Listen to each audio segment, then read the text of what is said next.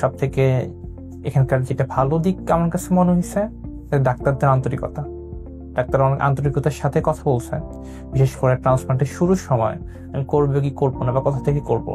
So তখন যখন আমি ডাক্তারের সাথে এখানে এসে কথা বলি, সো তিনি পুরো প্রসেসটা আমাকে যত সুন্দর করে এক্সপ্লেন করছে, সেটা দেখে আমার কাছে মনে হয়েছে যে আমি আমার একজন কাছের কাজিন বা বড় ভাইয়ের সাথে কথা বলতেছি, and it gives me good positive vibe. So এরপর আমি হেয়ার গ্রোথে ট্রান্সপ্লান্ট করার সিদ্ধান্ত নিই। সো ট্রান্সপ্লান্টের আগে আমার ফ্রন্ট লাইনের অবস্থা অত্যন্ত খারাপ ছিল, অ্যান্ড বেশিরভাগই চুলি আমার ছিল না। সো এখন ট্রান্সপ্লান্টের পরবর্তী অবস্থায় আমার ফ্রন্ট লাইন স্বাভাবিক হয়েছে, যেটা একটা বেটার কনফিডেন্স দেয়।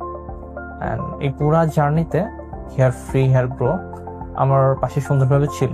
আমি মোহাম্মদ ইসলাম, আমি মহাখালী থাকি, আমি পেশায় ইঞ্জিনিয়ার। আমি গত এপ্রিল 17-তে আমার ট্রান্সপ্লান্ট করাইছি। আমার ট্রান্সপ্লান্টের মেথড ছিল সেভিয়ার।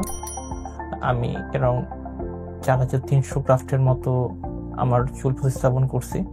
আমি যখন ডক্টরের সাথে এসে আমার ট্রান্সপ্লান্টের ব্যাপারে কথা বলি, ডক্টর আমাকে 3টা ট্রান্সপ্লান্ট পদ্ধতি সাজেস্ট করে। একটা ছিল নর্মাল এফইউই, একটা ছিল সেফায়ার এফইউই, আর একটা ছিল বিগ এফইউই। তো এর মধ্যে বিগ এফইউই প্রসেসটা আমার কাছে অনেক কস্টলি মনে হয়েছে। সেই 3টার মধ্যে আমি ডক্টরের সাথে কথা বললে যেটা বুঝতে পারি, বিগ এফইউইর জন্য ডেন্সিটি অনেক বেটার আসে, অ্যান্ড মিড রেঞ্জের যেটা ছিল সাফায়ার এফইউই, যেটার ডেন্সিটি লেভেল একটু মিডিয়াম লেভেল ধরনের, আর নর্মাল এফইউই যেটাতে আপনার ডেন্সিটি একটু কম পাওয়া যায়। সেই কারণে আমি সবকিছু চিন্তা করে আমার কস্ট বিবেচনায় সার্বিকভাবে আমি সেফায়ার এফইউইটা চুজ করি, অ্যান্ড এই পদ্ধতিতে আমি গ্রাফট আমার চুলে ট্রান্সপ্লান্ট করাইছি। আমি ট্রান্সপ্লান্টের ডে 0 থেকে পরবর্তী 7 দিন, এটা আমার জন্য খুব একটা ক্রিটিক্যাল ফেজ ছিল, কারণ এই সময়টাতে আমার যেসব গ্রাফ আমার মাথার মধ্যে ট্রান্সপ্লান্ট করা হয়েছিল সেগুলো যাতে নষ্ট না হয়ে যায়, সো এটা বিশেষভাবে যত্ন নেওয়া লাগছে। এর পরবর্তীতে আমি যেটা খেয়াল করছি, আমার এই ট্রান্সপ্লান্টের গ্রাফগুলো আস্তে আস্তে শেডিং ফেজে চলে যায়, গ্রাফগুলো আস্তে ধীরে পড়তে থাকে, অ্যান্ড এই শেডিং ফেজ আমার 3 মাস ধরে চলে। এ সময় আমি কিছু চিন্তিত ছিলাম যে এই গ্রাফগুলো আমি লাগাইছি সেগুলো আদৌ আমার নতুন করে গজাবে কিনা। এরপর আস্তে ধীরে আমার যেই 4300 গ্রাফ ট্রান্সপ্লান্ট করা হয়েছে সেগুলো খুব সুন্দরভাবে আস্তে আস্তে করে রিগ্রো করছে, অ্যান্ড এখন আপনারা আমার পর্যাপ্ত 8 মাস পরবর্তী যেই অবস্থা সেটা দেখতে পাচ্ছেন। চুল নিয়ে আমরা কম বেশি সবাই একটু দ্বিধাদ্বন্দ্বে থাকি, আদৌ ট্রান্সপ্লান্ট করার পরবর্তীতে আমাদের চুলগুলো গজাবে কি গজাবে না, সেই নিয়ে আমাদের অনেক ধরনের অনেক কোয়েশ্চেন থাকে। সো আমরা অনেক সময় চাইলেও চিন্তায় থাকি। সেইটা নিয়ে আমার মনে হয় সব থেকে ভালো আমাদের সব কোয়েশ্চেনের উত্তর দিতে পারে একজন ডক্টর।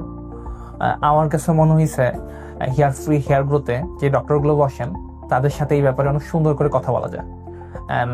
আমার এখানে ট্রান্সপ্লান্ট করানোর সব থেকে বড় যেটা উদ্দেশ্য ছিল যে তাদের পুরো প্রসেসটা ডাক্তাররা করায়, অ্যান্ড সেকেন্ড যে জিনিসটা ছিল তাদের এক্সপ্লেনেশন। ডাক্তার প্রত্যেকটা জিনিস যেভাবে এক্সপ্লেন করছিল পুরো প্রসিডিউর, অ্যান্ড সেটা আমার কাছে অনেক কমফোর্টেবল ছিল। সো যে কারণে আমি হেয়ার গ্রো ক্লিনিক চুজ করছি।